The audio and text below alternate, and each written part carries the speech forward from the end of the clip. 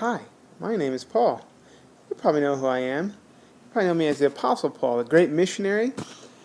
Well, this is my story about how God called me to be a missionary.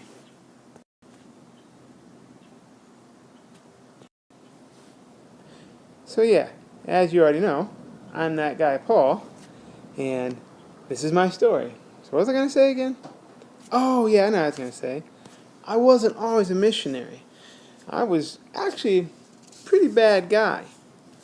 I liked to kill Christians. In fact, I was so convinced that Jesus was not the Messiah that I would go around and I would pull Christians out of their homes, throw them in prison.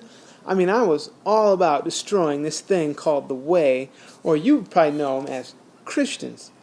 So I was so stoked about this, I went and got letters from the high priest to go all the way to Damascus, which is way north of Jerusalem. So if Jerusalem is right here, I went all the way up to here in Damascus, and I had permission to arrest anybody who believed in Jesus and bring them all the way back down to Jerusalem to be put on trial. I was one messed up guy, and I was wreaking havoc on the church. But this is where the story gets really good. You guys probably remember it. You know, I was riding on my donkey on my way down to Damascus, and all of a sudden, blammo! Light shine out of the sky. I like get knocked off my little donkey guy here. Poof! And Jesus actually talks to me. He tells me that he's the one I'm actually persecuting. And then he instructs me to go into Damascus, and somebody's going to tell me what I must do. And of course, you probably remember, I couldn't actually see, so people had to lead me there. Well, to make a long story short, in Damascus I met a guy named Ananias, and through him I met the living Savior. And I knew that my whole life was his. I just wanted to be his after that. Well, a lot of people think that I became a missionary pretty much right after that. You know, I'm saved now, and then I became Paul the Great Missionary. But you know, that's actually not quite the case. Actually, as you can see in Galatians 1, 11 through 12 and 15 through 18, I didn't. God sent me out to Arabia, to a wilderness place, and out there, Jesus actually taught me the gospel. So from Damascus, I ended up actually going out to Arabia, and I spent 3 whole years learning from Christ who he was, the gospel, and worshiping him. After that, whoa, that was weird. After that, I went back to Damascus, and there I stayed with the brothers for a while, and I preached Christ in the synagogues. I preached him boldly, and they could not handle the wisdom which I spoke. I showed through the scriptures that Jesus was the Christ. You would think this was a good thing, but actually, it didn't really make any of those guys happy. The fact that they couldn't handle the wisdom with which I spoke actually kind of made them really mad. And after a while, they were ready to come after me. In fact, they were ready to take my life. That was not a fun idea. So some of the brothers let me down over the wall in a basket, and I escaped and went over to Jerusalem. So let's see here. I'm in Damascus, and I head down this way and stay in Jerusalem. I just had one small problem. The brothers in Jerusalem didn't actually believe I was a disciple. They were afraid of me. They knew what I had done, and I can't really blame them.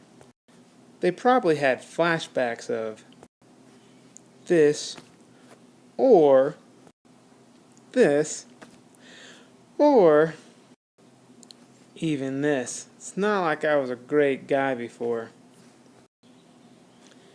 But this is where my buddy Barnabas comes in.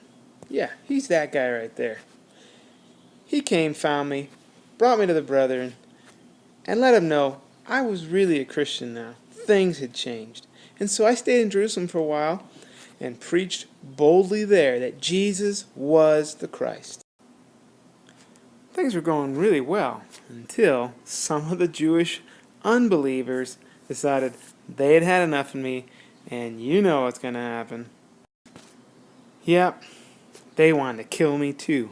But thankfully, the Church of Jerusalem figured that out, and they sent me away. So they sent me down to Caesarea here, and that's from Jerusalem. So they sent me from Jerusalem over to Caesarea, and then back to my hometown, which is way up in Tarsus here. And I spent the next 4 years at home in Tarsus. I wasn't silent. I wasn't just sitting around doing nothing. I kept studying the Word, studying Christ, learning who He was, and sharing the Word there. But God hadn't actually called me to be a missionary. So I'm up in Tarsus, my hometown, doing what I do, being faithful, loving the Lord.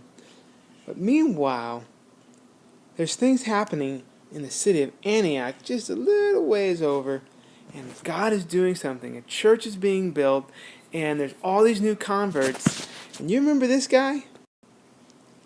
Yeah, that's my buddy Barnabas, the big B.